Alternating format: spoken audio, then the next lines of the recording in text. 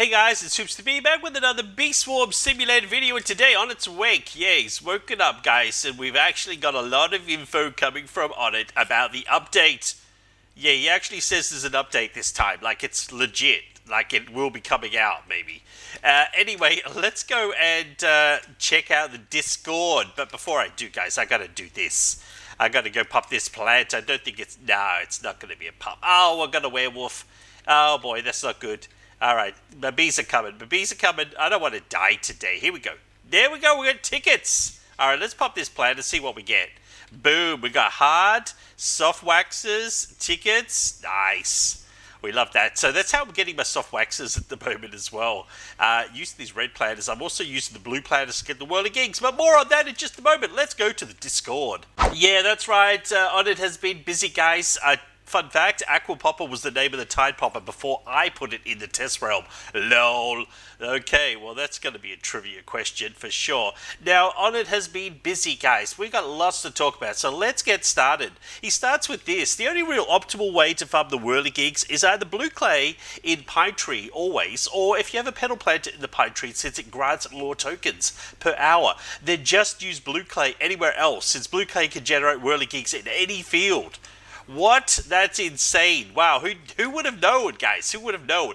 Now, I don't actually have anything in this field right now because I'm letting it recuperate a little bit. I've actually got a blue planter up in the mountaintop, guys. I'm just testing this one out. I actually did a petal planter not that long ago, and it gave me like 6 whirligigs, and I'm like, what? This is insane.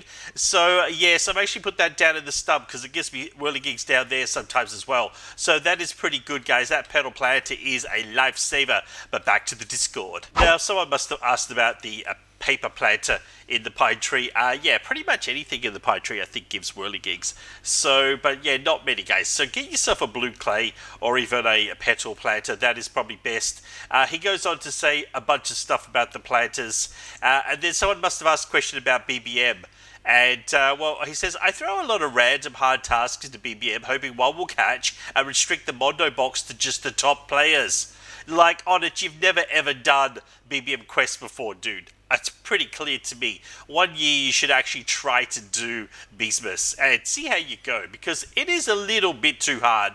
I mean, people like that to complete tasks, but BBM is just sometimes a little bit too hard, and we're taking way too long. Anyway, he goes on to say, I didn't expect the whirligigs to be so hard, but that's because planters have so many factors. I thought they'd do more tokens. What? Well, obviously they didn't, okay? He goes on to say, I'm not doing codes for honey milestones in case someone exploits or is found exploiting. I don't want to encourage people pushing just to trigger codes, although I don't think ELL exploits or anything. So that is interesting as well, guys. But Onett, like, don't give them for that, but just give us a code. Dude, it's been like 3 months since you gave us the last code. Onett's going to be the tightest code deliverer I've ever seen. Most games give like, oh, here's another code after 75,000 likes. Here's another code after 77,000 likes. Yeah, Onett, you could give us a few more codes. That would be really nice. Now, this is important, guys. Onett, with the new end gear that you had planned, do you plan to do a mid-year update to release them along with the new Dapper Bear quests? And he says, yes, I do. Way slower than expected, but I'm still working on it and want to release it earlier in the year. Right, okay, we don't believe you on it because, like, last year you were going to give us some endgame gear then as well. And whatever happened to the 250 HQ? Yeah, like, that's coming out too, I reckon, real soon. Now, you should shut down the old servers. Not gonna lie, old servers do not exist. They should be cycling out soon in case any resets will get around to exploiters' accounts eventually. This is basically about removing items that were exploited. Now, I'm adjusting the numbers of stuff like the balloons as I watch how much the changes are affecting things. So even servers on the same version will have different values. Wow, wait, why are we even changing that stuff? I don't know. Doesn't make sense to me, guys. Question about the petal planter. So if I recall correctly, you said you got to do more Spirit Bear quests and tweak the petal costs. Or will the people who bought it before, well actually let's go back there, before get a partial refund or something?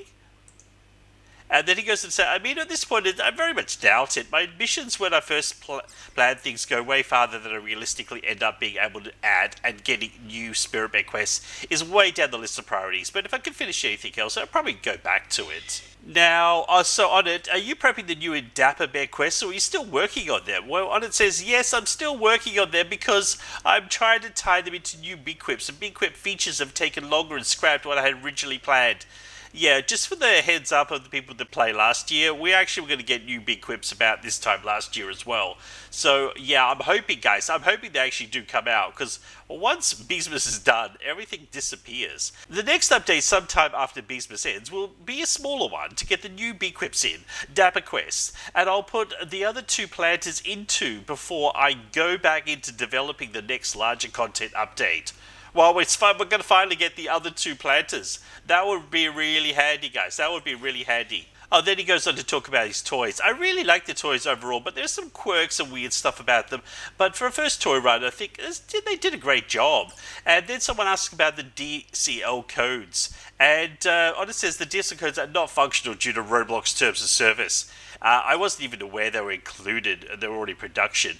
Now, the thing is, guys, it can't be true, guys, because PetSimX is releasing toys and codes and NFTs all the time. So maybe Onett could just push the envelope a little bit harder there.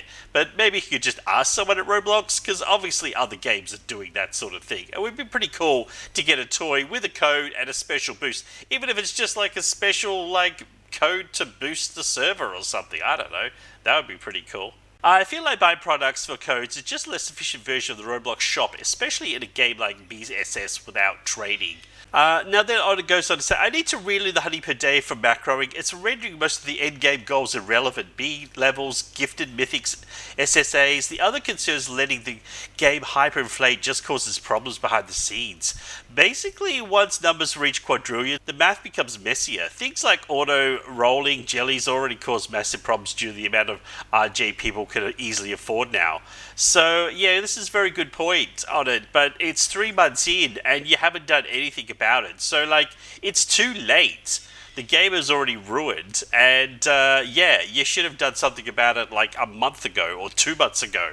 But you let it run, and that's what you get, dude. You get all of this messy stuff because people are level 20s. Last year, ELL got to level 20. It was one of the first players ever. And now there's a whole bunch of people at level 20 hives, so it's kind of ruined anyway. Once macroing is nerfed, boosting as red will again probably be seen as the best, as long as you have materials to afford it. Because right now, white is just a more expensive version of red. Wow, that's handy to have. Did you think the blue would be this OP? No, I didn't think it would be this strong at all. But every time there's been a major addition to the games, one version of Hive always consistently broke the game and really raised the bar. It's just this time it was blue and the bar got raised much higher than ever. I don't know, guys. Did you actually notice that people were actually testing this and everyone was playing with blue? I mean, seriously? I don't know. I don't buy this stuff, guys. I'm sorry. I don't buy it. I'm not drinking the Kool-Aid today, guys. I'm not drinking the Kool-Aid. Despite how messy they are to balance around, I really like the addition of balloons. I like that there's an alternative to just storing up expensive materials and doing huge boosts where you'll make most of your honey. Different playstyles make different hive types distinct. It's just they're getting way overtuned right now. Okay, guys, I don't know if you've noticed, but there's lag in the game. Yeah, there's a lot of lag on it, and having balloons floating around and waves crashing on the field and everything, it's just making things worse. I can't even play with 3 decent hives on the server before it actually just completely lags out and the bees are just twitching in the field. We've all seen it, guys. We've all seen it. Oh, there's some more about White, but I'm not interested in White, guys. He's still talking. Oh boy, this was a big update. Let's keep going, guys. I'm going to run out of disk space in a minute. Alright, so every time you collect pollen, you also gain goo equal to percentage of that pollen.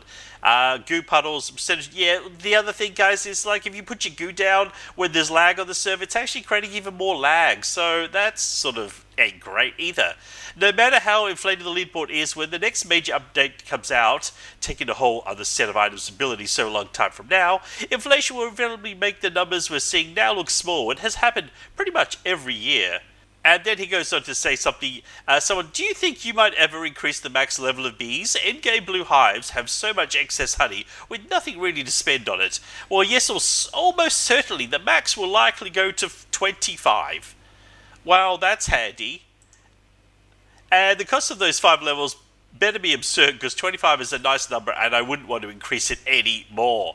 So yeah, it's going to be too hard, guys. If you had a level 25 hive, you ain't going to play the game, because, well, we need a 250 red and blue headquarters. That's a good idea. I wonder if someone should suggest that to Onett. Put that in and actually have us some decent mobs, because like a level 12 mob just isn't good enough for a level 20 hive, guys. It's a bit boring. Anyway, guys, I'm going to finish this up with this. If I were to make macros bannable, half my job from that point on would be trying to outsmart the macros. Actually, can we just make your whole job giving us an update? Forget the outsmarting anybody. That would be handy. Yes, try to outsmart the macros who use a little variance and cleverness to get around detection. Macros will always be a thing because of that, and I don't think it's a bad thing, but I do want to adjust things so that actively playing far exceeds it again.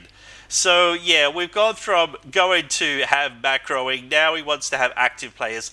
I'm pretty sure Bee Swarm's going to be dead after Beastmas is finished, guys. I'm not going to lie. Everybody is exhausted collecting these mushrooms, not getting legendaries, not getting whirligigs. So yeah, we're going to probably take a big break until Onett puts out some more updates. Anyway, guys, that's all I got time for today. I forgot to put my sprinkler down. This thing has been annoying me the whole time.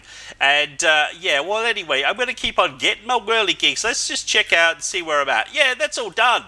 And this is almost done. Waxes and whirligigs is the problem. So, yeah, everything is good, guys. Everything is good. I think I'm going to be able to complete BBM's quest after all. I've got my whirligig strategy down pat now. I'm just going to tick through the days and I'll be fine. I'll probably get to the last week and then Onett will say, oh, by the way, you only need 100 whirligigs.